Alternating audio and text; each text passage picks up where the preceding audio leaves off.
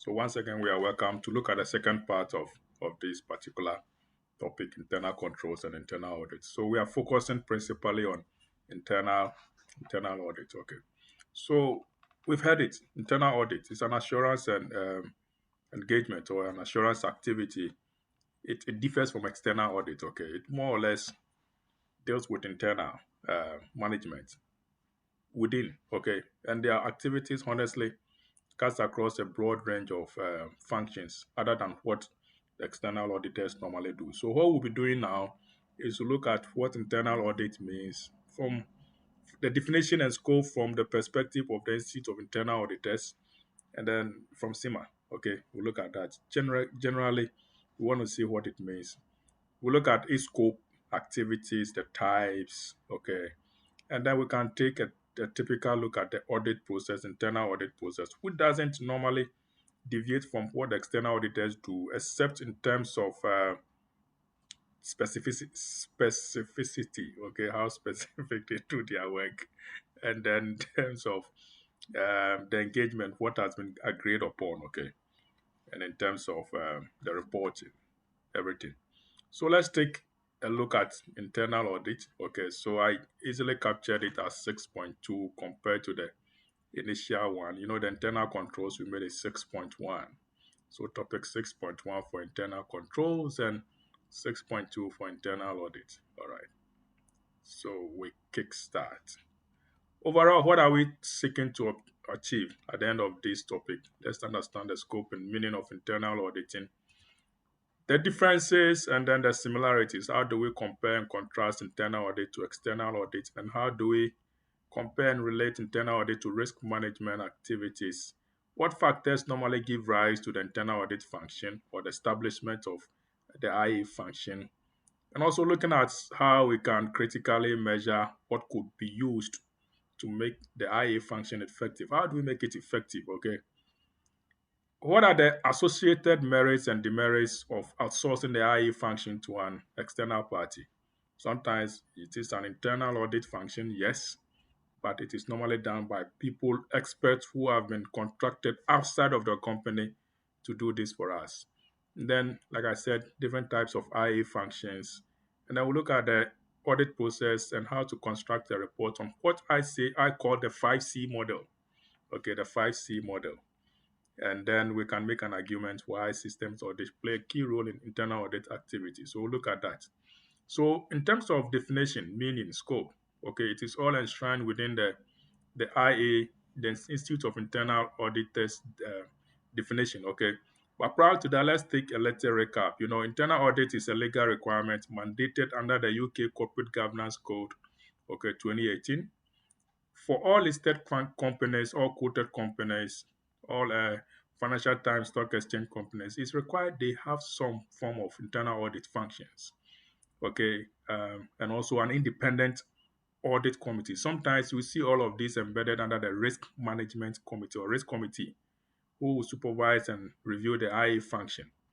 Again, this legal requirement cuts across both private and public sector organizations. So our local authorities, our local councils, the NHS, governmental departments and agencies are required to have this particular function in place. Why? At the end of the day, we want to make prudent use of public finances. Okay, the taxes which have been paid by the taxpayers should be put to good use, and we also expect public officials to account for what has been used in their departments and agencies and divisions. At the end of the day, we should create value for the public as a whole. Now, moving on to the definition of IA, per the IIA definition, they see it as an independent, so the keyword comes in, independent objective assurance. Similarly, you can see external audit also deals with independent objective assurance. But in this internal audit function, besides, it is also a consulting activity which is designed to add value and improve the company's operations. The aim for which we normally establish this IA function is to help the company achieve its objectives by bringing to bear a systematic, disciplined approach and that will be used to evaluate and improve the effectiveness of risk management, controls, and corporate governance processes. Okay. From SEMA, similar scenario, more paraphrased, more summarized than the IIA definition, but you can see it is more or less repeating the same thing. So the SEMA looks at it as an independent appraisal activity. So within the appraisal activity, we're seeing the element of consulting, advisory, assurance, auditing, investigation, everything within the appraisal activity. So an independent appraisal activity, which is set up within an organization in order to serve as a service to the company. So it's a control function by examining and evaluating the adequacy or and effectiveness of other controls within the organization. So as you can see, they work in hand with management to ensure the controls which have been instituted helps us to achieve the objectives of the company. So if an internal audit function operates contrary to what is required per the controls, or they operate and do not add value, they just override controls. They don't even give recognizance to these controls, then for sure, it's a useless function. Okay, now let's look at the scope and the context. So context is limited to management review of internal controls. If you look at the Turnbull reports of 2005 per the historical development of the UK's corporate governance. Now, within this particular report, it tells us um, sometimes you find five, but I think overall we can get about eight principal functions, okay, of the IE. One, review of internal controls, very key, okay. Also, they want to identify, evaluate, and manage all key risks that affects the company, whether financial, operational, whether qualitative, quantitative, all risks they need to review, identify, evaluate, and manage. Okay, helps us to mitigate it. Also, they want to see whether the internal controls are effective in terms of compliance, financial, okay, risk management controls. Are they effective? Do we have to revise or review them, or we leave them? And also communicating to employees what the risk objectives of the company are, helping also to set targets and performance indicators. They also work to ensure that the action to be taken if any weaknesses is found. So they help in recommending ways through which we can seal off any risk gaps we've identified. Again, they help in monitoring corporate governance issues, including ethical development, performance management, accountability, communication throughout the organization, okay, and to ensure there are some acceptable firm-wide behaviors within the company. Once again, they also help in reviewing operational procedures, for example, value for money initiatives, so not just quantitative financial examination of records, they're also looking at non-financial, qualitative, okay, procurement, supply chain processes, how robust is our HR processes, okay, and of course, IA will always help us to ensure that we comply with laws, regulations, and enactments of the state of regulatory bodies, of supervisory bodies. Internal audit versus external audit, quite a broad area. We can dig into it forever. But let's try and see what we can bring out, okay? From the definition, from the IIA definition of internal audits, we can see the IIA has some similarities. Like I said, we saw two keywords: independent, objective assurance, okay? And of course, risk management, corporate governance. So those are normally where the similarities are in terms of independence, objectivity, assurance or appraisal activity, okay, consulting, name them. Due diligence, agreed upon procedures, they all fall within the scope of these two activities. Risk management is key, all right. But the major differences could be classified into three, but we'll look at a more detailed um, differences between the two in the next few slides. So the IA function is established within the organization, it's within, whereas the external is outside, okay. So normally the IA function will report to those charged with governance of the company, the management, the board, okay. So its independence should be judged from within. Okay, sometimes their independence are compromised because if the company collapses, I'm gone. My function will not be needed. So sometimes there will be some compromise in terms of their objectivity and independence. They are part of the company. That's it. They are part of the company, whereas externals are outside. So for them, they will do as much as they can to be objective.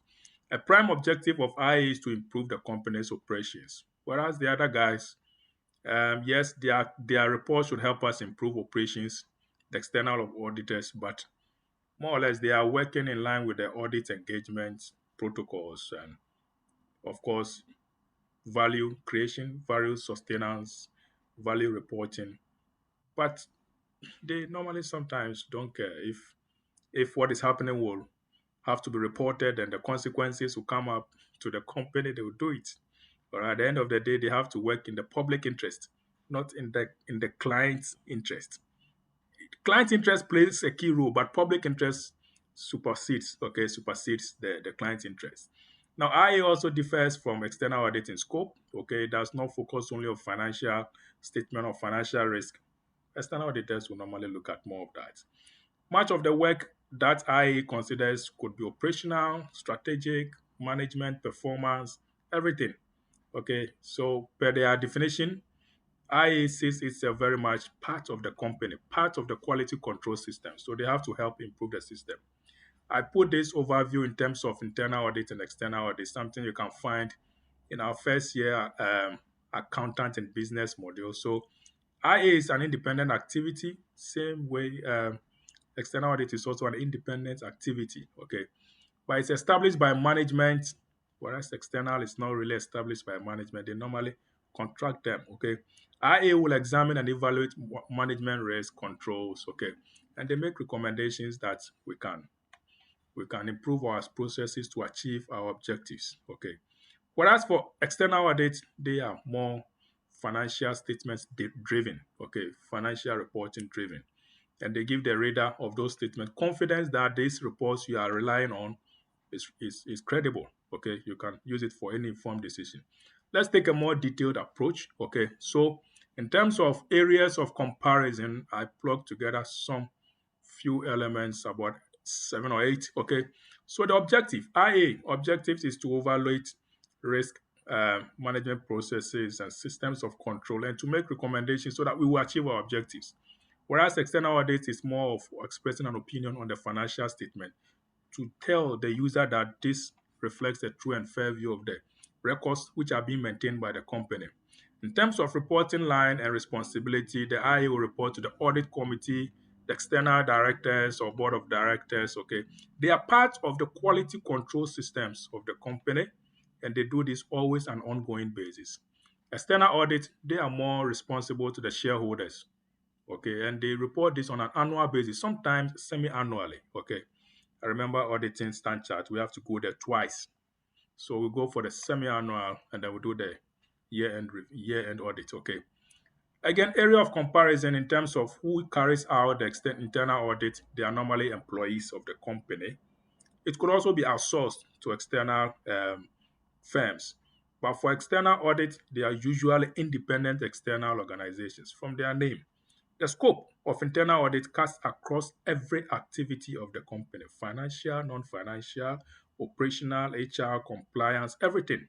Whereas for external audit, their scope normally deals with the audit program, working papers, queries, explanation letters of weakness, non reported weaknesses. They are more tilted towards the financial than the overall. Okay. So internal audit more holistic, external audit terms of engagement will dictate. What about the approach? I think they all use risk-based approach. Okay, they all use risk-based approach. In the current world, internal audit is risk-based. So looking at internal control systems, evaluating operational efficiencies. External audit, yes, risk-based, but they will normally go detailed into test basis on which the financial accounts produce, a reliability of systems, verification of assets, liabilities. Okay, so both risk-based. Okay, but slight difference there. What about the legal status? External auditors will normally report to shareholders in compliance with the Companies Act 206. Okay. Whereas internal audit, there's not really a particular standard or requirement except for the UK Corporate Governance Code. Okay. So they report to management within, no legal specific legal status except the corporate governance code. Okay. For listed companies especially, and that's it. Okay. What about the processes and procedures? I think they are similar to external auditors. They all use accounting and auditing standards to ensure that what is being done works line in line. But what I can say is that internal audit can go deeper.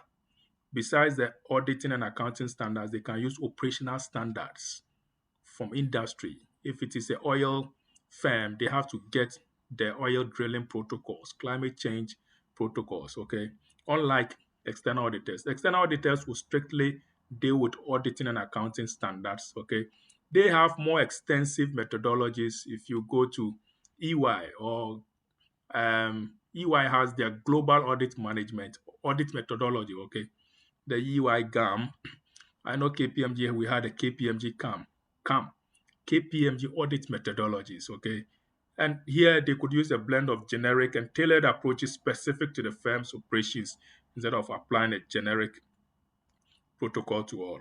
Extent of reliance. IAs will rely on the internal auditors report only to the extent that they have to follow up and on the audit recommendations and work with management to respond to these audit recommendations. Okay.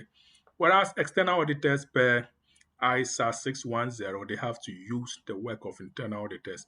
And there should be some quality control measures which the external auditors must ensure whenever they are relying on the works of the internal auditors to guide their field work. Okay, so that these are some areas of comparison or differences which we can talk of always. Again, internal audit versus risk management. Okay, we're looking at internal audit, they are testing and evaluating controls. Whereas risk management deals with their own entire risk management processes. Internal audit will look at special investigations which have been directed by the management, whereas risk management will look at maintaining a risk register of all the risks within the company.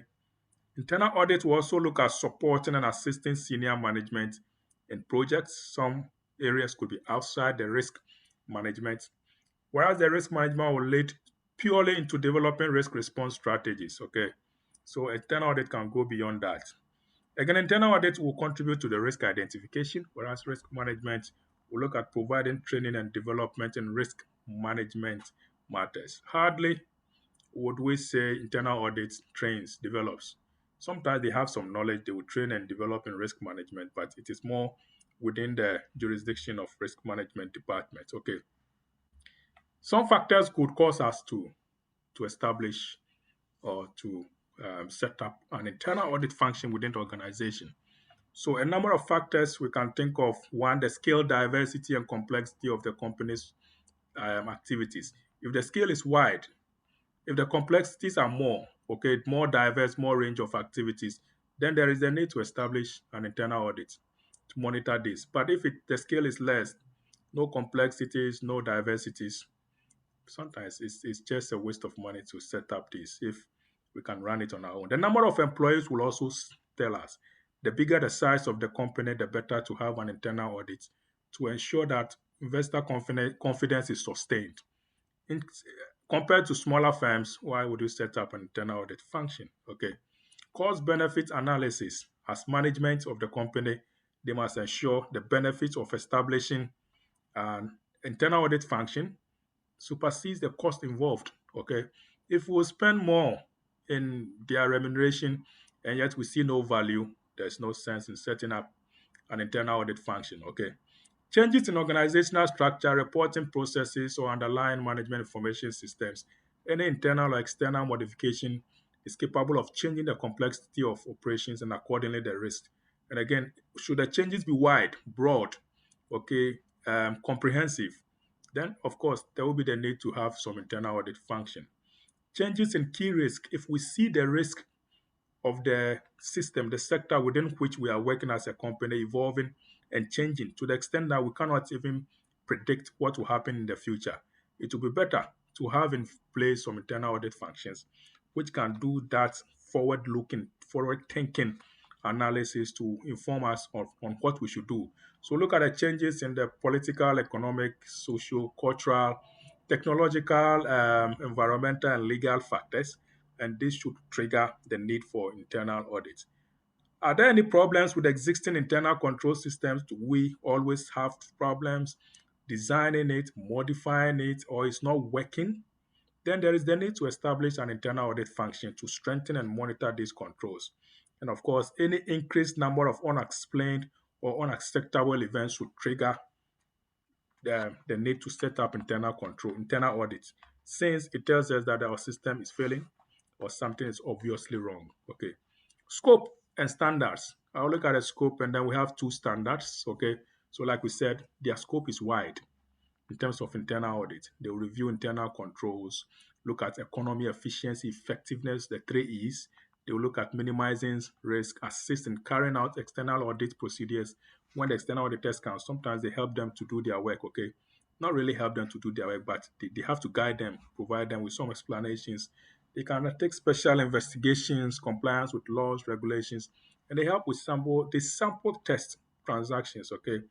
Now, in terms of standards, we have two. We have the attribute standards, talks of the characteristics of organizations and individuals who are performing it, okay? And then performance standards, the nature, the quality criteria, which we need to take, okay? So the same way, like we look at the ethical dimensions, you remember this when we look at ethics and corporate governance. The attribute standards deals with independence.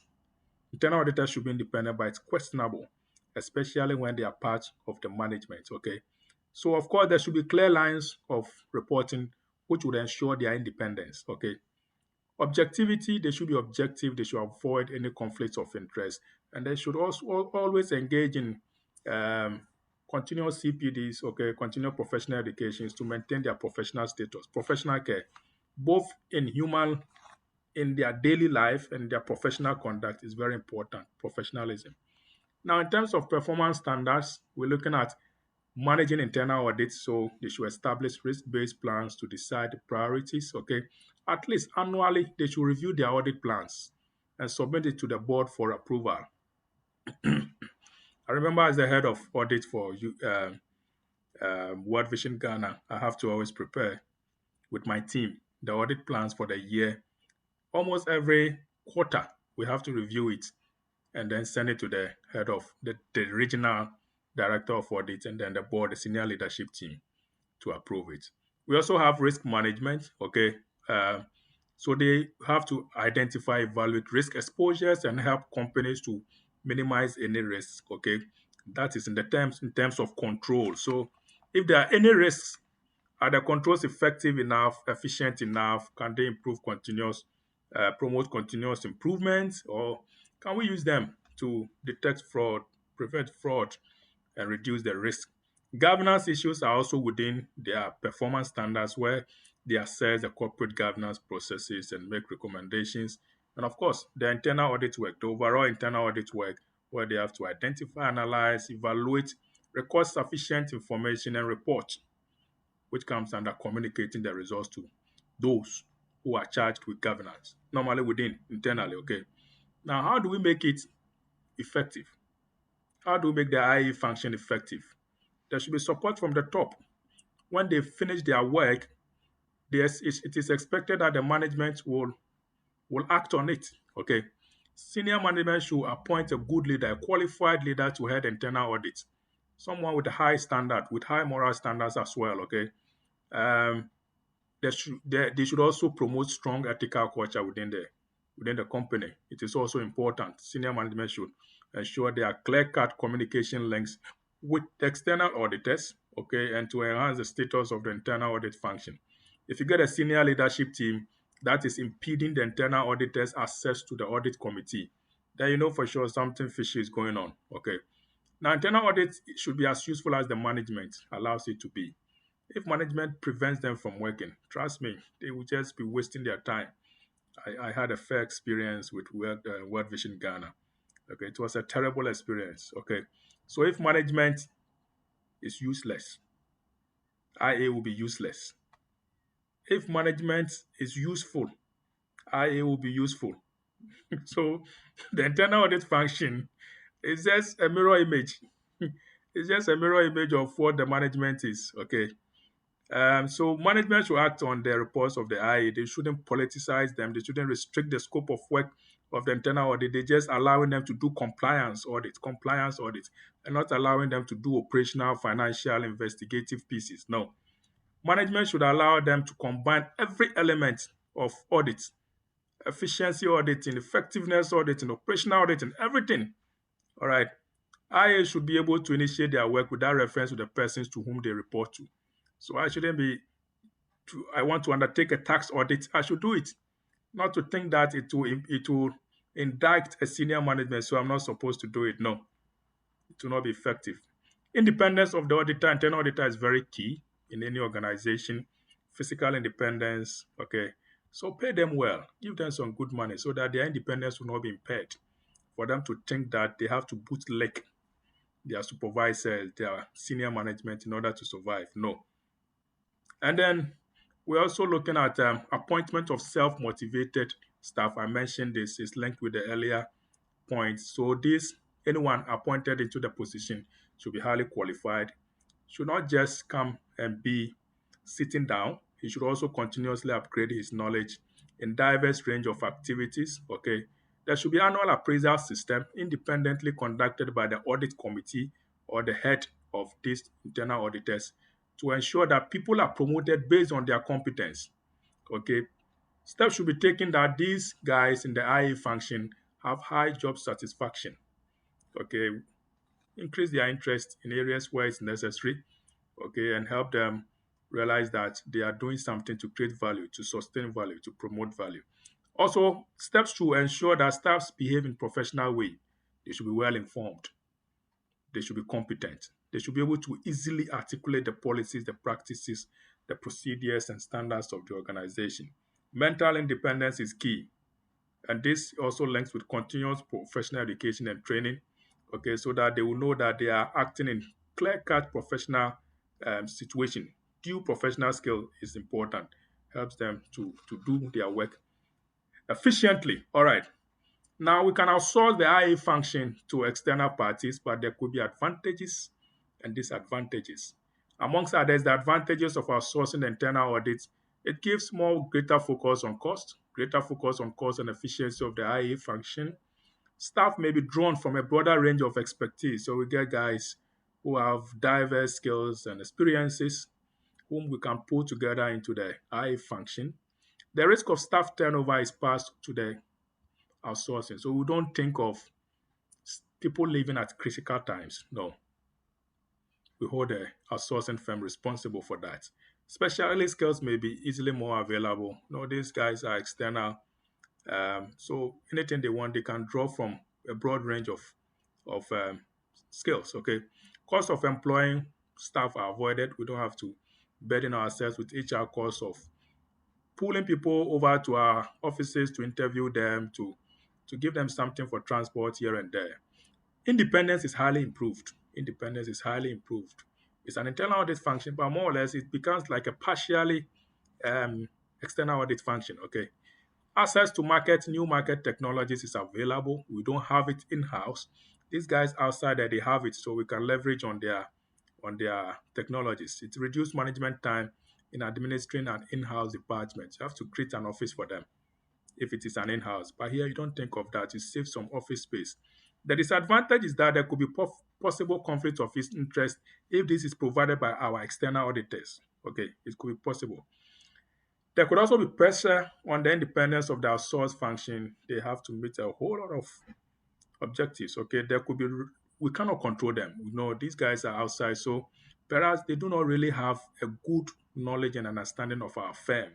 They are not with us, so it could pose a problem. What about flexibility and availability may not be high as with an in-house function. Okay, sometimes you need them and they are not there because we are sourcing them their services, and for all you know, they are working for other clients as well. So it may be sometimes tricky getting them. The decision may be based on cost with effectiveness of the function being reduced. So maybe we are thinking of cost against benefits. So we're reducing costs. But how effective are they is a question we may not be able to control. Lack of control over the standard of service they provide us, we may not be able to control. And also, we're looking at the risk of blurring roles between an internal and external audit. Like I said, it is more or less like a partial or semi external audit function. So, if you're not careful, you might think you are getting internal audit services, but actually, you'll be getting external audit functions. All right. Now, types of work that they do in the internal audit department could be a lot. Compliance audit with rules and regulations, transactions or they check the transactions before it is finally processed. Sometimes they do it after the fact, but most internal auditors want to check the transactions before it is finally approved. Risk-based audit, that's what goes on. They should plan the audit test so that more time is directed towards risky areas. Quality audit, we're looking at quality objectives. Post-completion audit, we build a project. We want to be sure that the project is okay. So the internal auditors can go and check whether it is okay before we give it out. And then the value for money audit, the three E's. The three E's, they do that: efficiency, economy, and effectiveness of resources. Environmental audits check whether we are complying and safeguarding the environment, the social space, okay? And then we also have social audit. So look at companies' contributions, CSR, sustainability activities to the society and community. And then we have operational or management audit, which is an independent appraisal system on how effective our management and then organizational structure is in terms of achieving the entity's operations, policies, and objectives in a systems-based audit. Okay, internal controls, IT, check everything, whether they are working efficiently. Now, the audit process, I would say three processes, three phases: the planning, testing, and reporting. The planning deals with agreed objectives, plan the audit, find out about systems and controls, confirm the operations of the system, and assess if the controls are adequate. Planning. Testing deals with where we want to test compliance with controls and test applications of controls. And then reporting, where we communicate whatever we've done. We follow up with prior audit recommendations. And then we also include helping the management to implement or put in place measures that will meet the external auditors' recommendations in documenting the process. Now, I'll wrap up in the next two slides. So I'm looking at internal audit again. Planning, like I said, set objectives. How do I conduct it? And the resources I need and the timing to finish it. Within the testing or the work itself, there could be some risks. Usually three risks, which is not different from the kind of risk we see when we are studying external audit activities. Okay, inherent risk.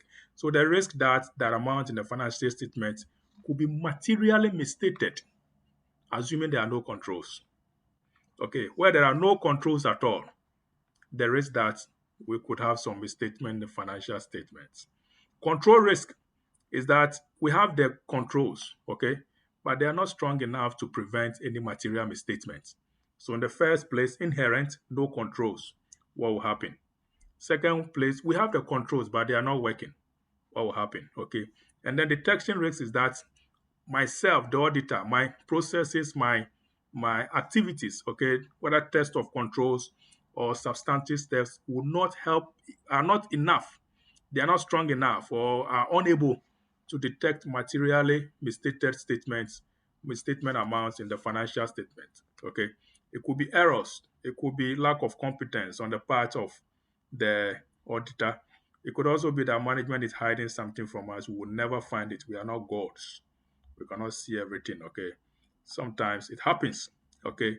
And of course, remember, we have residual risks, which we can hardly detect, no matter how we work, unless somebody gives us a tip. All right, so we can also, in terms of documentation, save or investigating and gathering our information, we could use flowcharts, interviews to gather the information, systems, documentation, observation, they help us. And then finally, we look at types of audit testing. We could test the controls. If the controls are strong enough, we may do little substantive testing. But if the controls are not enough, we're seeing some weaknesses and deficiencies, then we need to do some more substantive testing. Okay. We also have to do analytical reviews, usually before, okay, planning analytics before we start the audit, and then we do a final analytics to check and reconcile any differences. Look at any trends and changes in balances, okay? And we can do this, like I said, during the planning stage, at the end, and also during the substantive testing stage, okay? Even during the test of control stage. Finally, the audit reporting system, okay? The audit report should be comprehensive enough, okay? It should tell us the objectives of the work we were doing, the summary of the processes methods we used in conducting the audit, any results we carried out, any test of results we carried out that we got, and any opinion, if necessary, within internally. Sometimes they issue audit opinions, okay, and then give recommendations, okay. Usually in the report, what we call the management letters, okay, which are not hardly disclosed even by the external auditors. We need some criteria in terms of writing it, okay. So I have this recommended 5C approach. Number one, the condition. What is the condition? What have you identified? What is the weakness? For example, bank reconciliation statements are not prepared regularly on a monthly basis. Neither are they signed off or approved by a supervisory authority. What is the criteria? Maybe you cite per company's policy section BRS 102.2, it is required that BRS has to be prepared on monthly basis and signed by the treasury manager. So you have to cite the criteria or the best practice or policies or regulations which have been violated. Okay, what is causing it? What is the cause? So in the report, you must clearly state that BRS are not prepared on monthly basis because the accountant is not qualified enough to prepare this or does not even understand what he's doing. Or maybe we don't have someone in charge of preparing BRS.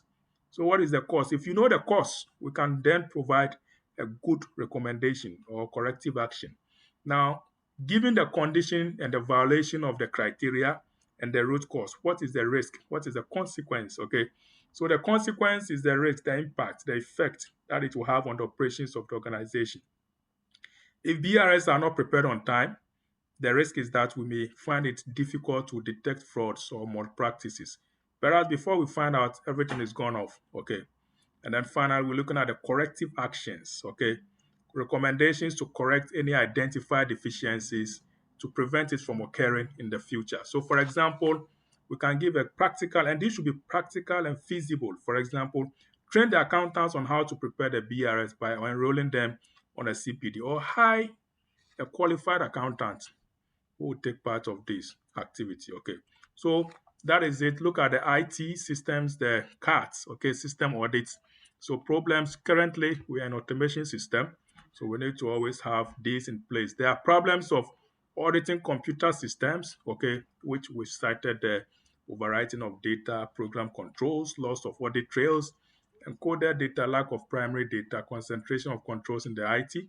Audit approaches could be through the computer or around the computer, and we could use audit softwares, computer assisted audit techniques, CATs, okay, where it could help us to extract sample for for testing. We could perform ratios, calculations, draw statistical analysis, check calculations, prepare reports, find some variance analysis, produce letters to customers, to banks, to suppliers, okay, follow items through computerized system, check for any issues of fraud, okay, and then we can also do test data like live data testing, doing the production run, okay, or dead data where it is processed after the normal cycle to see any efficiencies or inefficiencies in the system. All right. So we bring it here, we end it here. Internal audit is broad. Okay, we're looking at a summary of all. Okay, read around. Some of you will go into internal audit as a practice on its own. I've experienced internal audit. Lovely, but tricky. Lovely, but tricky. I've experienced external audits. I love that one. Your independence is assured. You have somewhere to lay your head and have the confidence that some partners will support you when it comes to the odds. So you always do your best. Okay. And I've been in industry, so it's interesting to know all of this. All right. See you guys. Thanks for watching this. Take care. Bye bye.